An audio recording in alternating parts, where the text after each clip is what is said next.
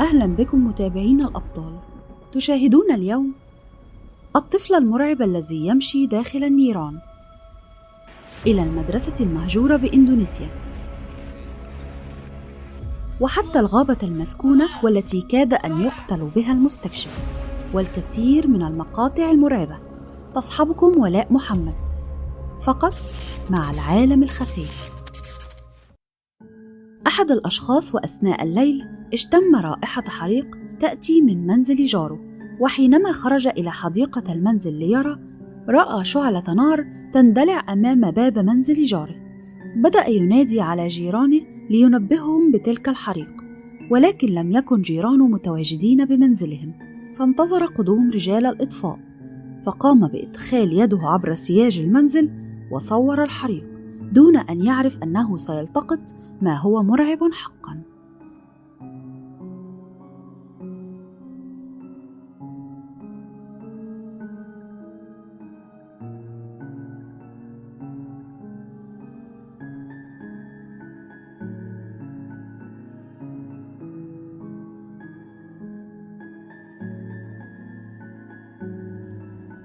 لقد ظهر طفل صغير يمشي بداخل اللهب دون أن يتأذى منها.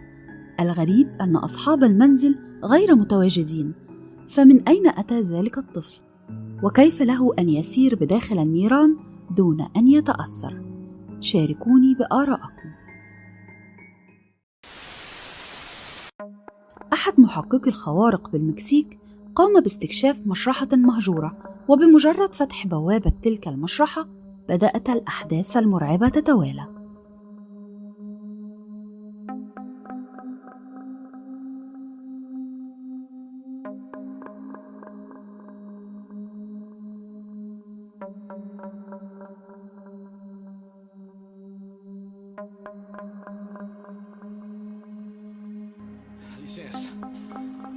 فحينما دقق النظر حول تواجد دمية بساحة المشرحة، التفتت الدمية نحوه بشكل مرعب. Minha nossa, cara, vocês viram isso, velho? Cara do céu, vocês viram isso, mano? Cara, vocês viram isso aqui que aconteceu aqui agora? وأغلق باب المشرحة من خلفه، وبدأت الأشياء تتحرك وكأن بالمكان عاصفة. Cara do céu, você é louco, cara, atrás da gente, mano. Opa, opa, opa, opa, opa, opa. Oh, minha nossa, cara, olha isso. Você pode ser... Cara, olha isso. Olha isso. Olha isso, pessoal. Cara, olha isso. Minha nossa.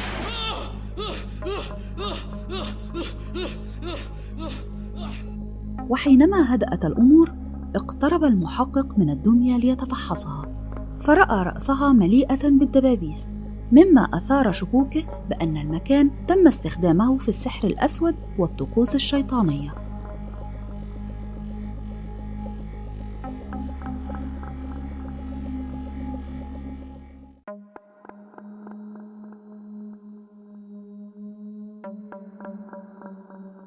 بعدها بدأت الأشياء تتحرك، فها هو أحد النعوش يسقط،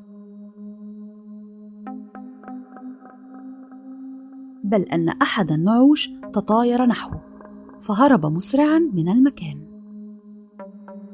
Você pode dizer o porquê você tá aqui? Você pode se manifestar?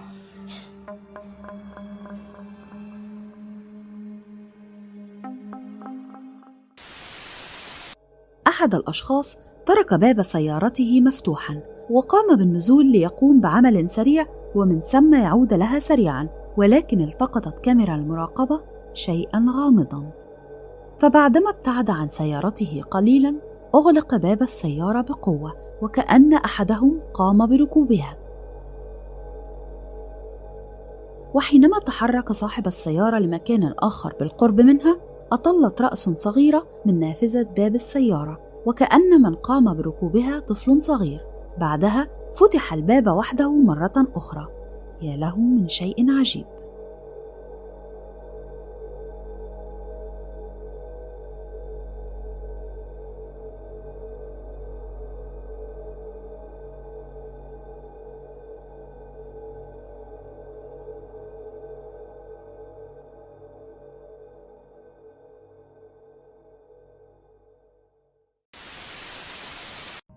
يقوم هذا الرجل بفرد غطاء بلاستيكي شفاف على شيء يخشى فساده بسبب الأمطار، لكن الغريب أن هناك شاباً شبه شفاف يحاول مساعدة ذلك الرجل قبل أن يتلاشى وكأنه لم يكن.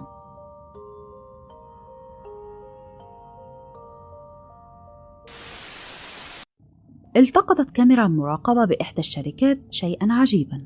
يقول من شاهد ذلك التسجيل أن تلك البوابة تعمل يدوياً وليس تلقائياً.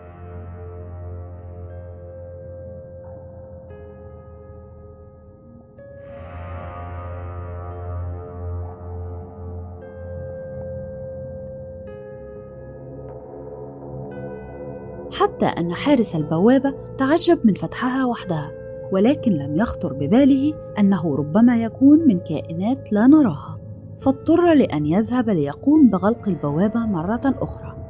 فهل تعتقدون أنها من فعل كائنات ما وراء الطبيعة، أم هي مجرد رياح حركت البوابة؟ شاركوني بآرائكم في التعليقات. هذا الرجل وأثناء انشغاله بالعمل حدث شيئاً مرعباً، فلقد تحركت علبة على الأرض لتستقر بجانبه، لكنه لم ينتبه.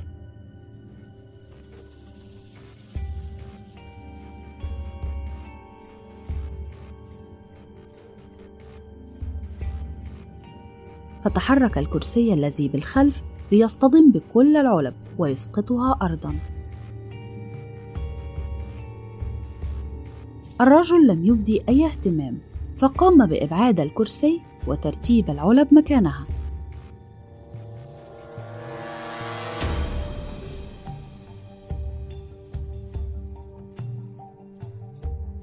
وفجأة طارت إحدى العلب نحو مكتبه.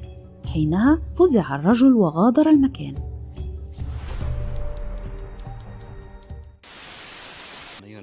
بإندونيسيا قام أحد رجال الأمن بإحدى المدارس بالتقاط ما هو مرعب. يقول أنه دائماً ما يسمع أصواتاً غريبة تصدر من فصول المدرسة ليلاً، وأثناء حديثه تم فتح باب أحد الفصول وإغلاقه.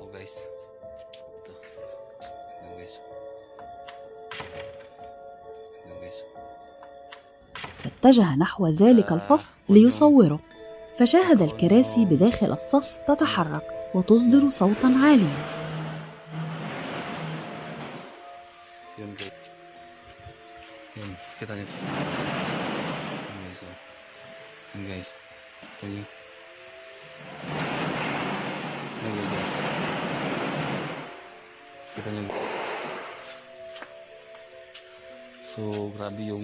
فتح الباب ليلقي نظرة عن قرب، وهذا ما حدث.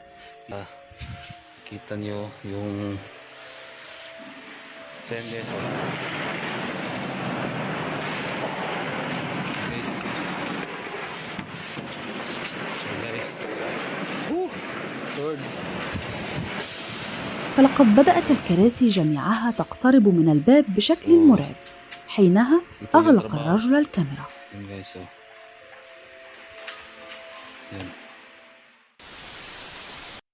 هذا المستكشف الروسي يقول أنه ذهب لاستكشاف غابة مهجورة ويخاف الناس منها، وبينما هو يستكشفها وجد جمجمة اعتقد أنها بشرية، فسقطت من يده بالبحيرة.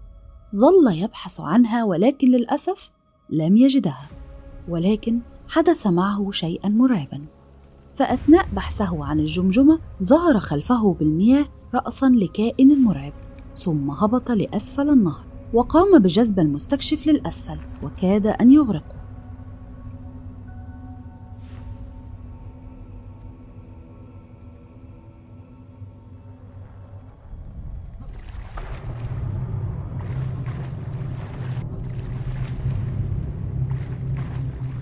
بعدها بيوم جاء المستكشف لنفس المكان نهاراً محاولاً إيجاد باقي عظام الجثة التي وجد جمجمتها. حاول الحفر ولكنه لم يجد شيئاً، فقام بالنزول مرة أخرى إلى النهر لمحاولة إيجاد الجمجمة التي سقطت منه، ولكن فجأة سمع صوت طيور الغراب ثم ضحكات مرعبة.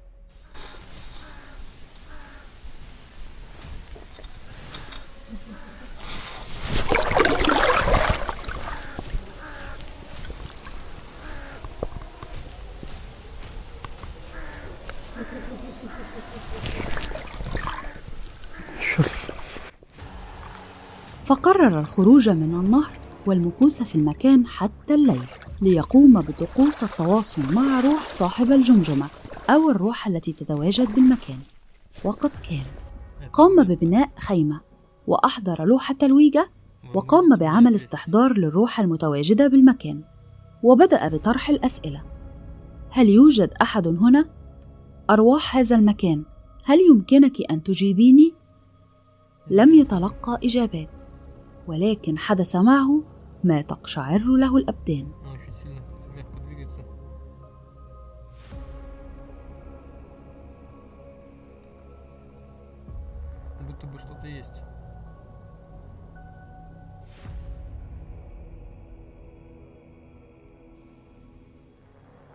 فكما نرى لمعت عيون بالماء، ثم جذب المستكشف من ظهره إلى النهر.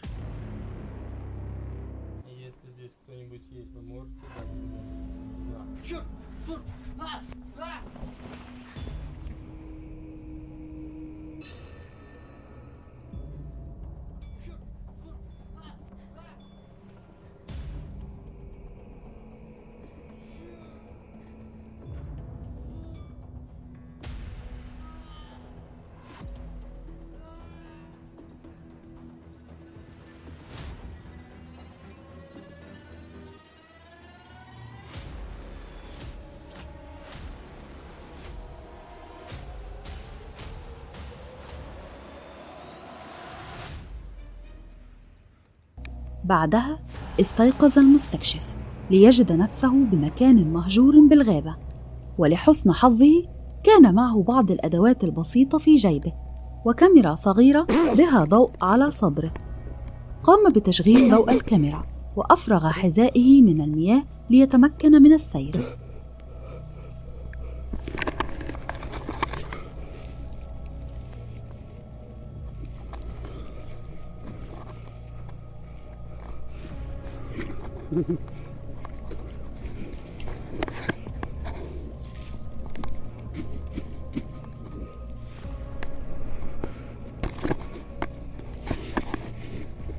وبدأ يسير بالمكان ليحاول أن يعرف أين هو، ففتح سكين صغيرة كانت معه وبدأ يسأل: من هناك؟ من أنت؟ أين أنا؟ كل تلك الأسئلة كان يتساءلها بصوت عالي، لكن لا إجابة. حاول إخراج ولاعة كانت بجيبه ليشعل نار، لكن المياه أفسدتها والجو كان بارداً جداً، كاد أن يتجمد من البرد، ولا شيء يساعده على الرؤية سوى ضوء تلك الكاميرا الصغيرة. حاول السير ليجد أي طريق يساعده على الخروج من متاهة تلك الغابة المسكونة والمرعبة. بعدها أحس وكأن هناك بالمكان من يتواجد معه، فتساءل: من هناك؟ وفجأة صدر صوت همسات غريبة أصابته بالرعب.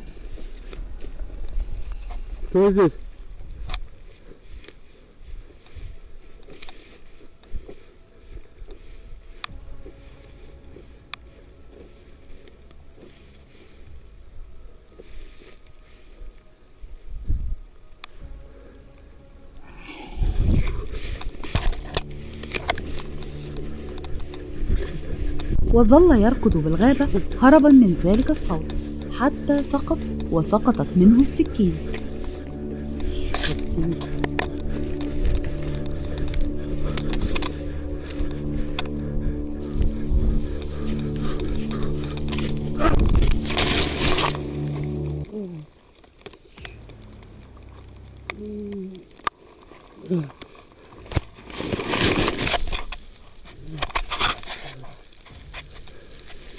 قام وبدأ يبحث عن السكين ليدافع بها عن نفسه، لكن المفاجأة هو عثوره على حجر غريب وسط تلك الغابة المرعبة.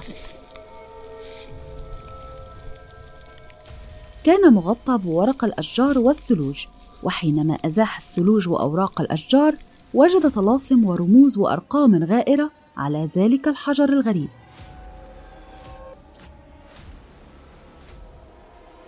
بدأت الكاميرا خاصته على نفاذ بطاريتها، وحاول أن يصور أي معالم للمكان ليتمكن من العودة له في النهار مرة أخرى.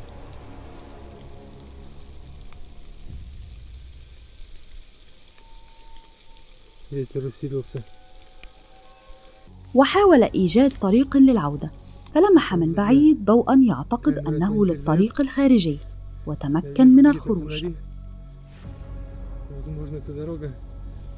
بعدها عاد للمكان في اليوم التالي بعدما حاول فك لغز ذلك الحجر، ولكنه تمكن من معرفة أن ذلك الحجر ليس جيداً، ويبدو أنه تم نحته لاستدعاء أحد الأرواح الشريرة، وقرر تدمير الحجر، ولكن بعدما يتأكد من أنه حجر لغرض شرير، وانتظر حتى منتصف الليل، وركب كاميراته حول الحجر، وبدأ يناشد روح ذلك الحجر أن تحدثه عبر موجات الراديو أو الجهاز الخاص بذلك، أو عبر لوحة الويجا التي وضعها على الحجر.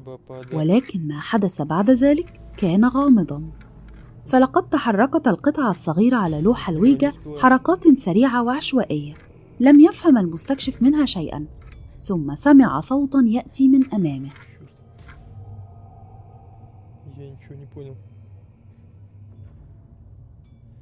Я ничего не понял.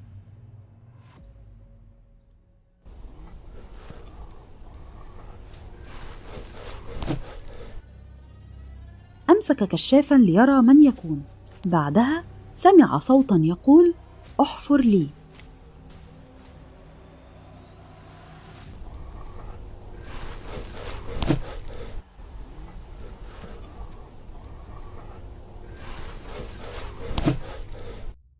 تساءل المستكشف متعجباً: لماذا سأحفر عنك؟ فكرر الصوت نفس الكلمة: احفر لي.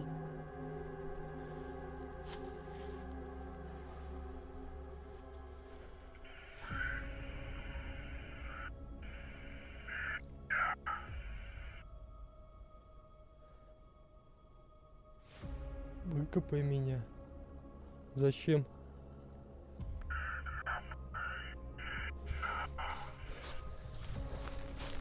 بعدها أحضر المستكشف خلطة أسمنتية كان قد أعدها سابقاً بالمنزل ليقوم بمسح طلاسم الحجر. وضع الإسمنت على الحجر وبدأ يسمع همسات غريبة لم يهتم لها، لكن ما حدث بعدها كان مرعباً بشكل لا يصدق.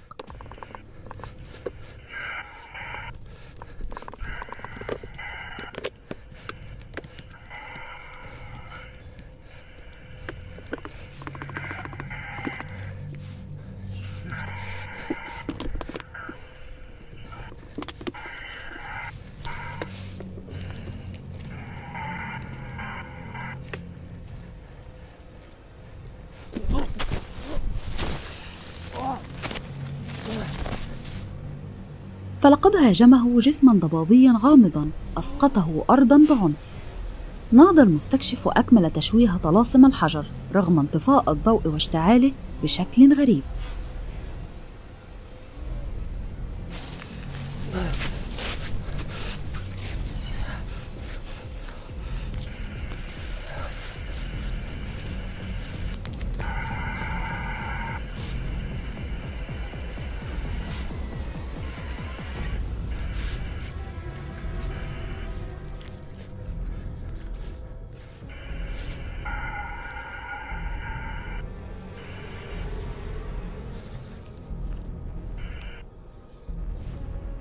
عندها أحس المستكشف أنه انتهى من هذا الشر الذي يسكن هذا المكان من الغابة.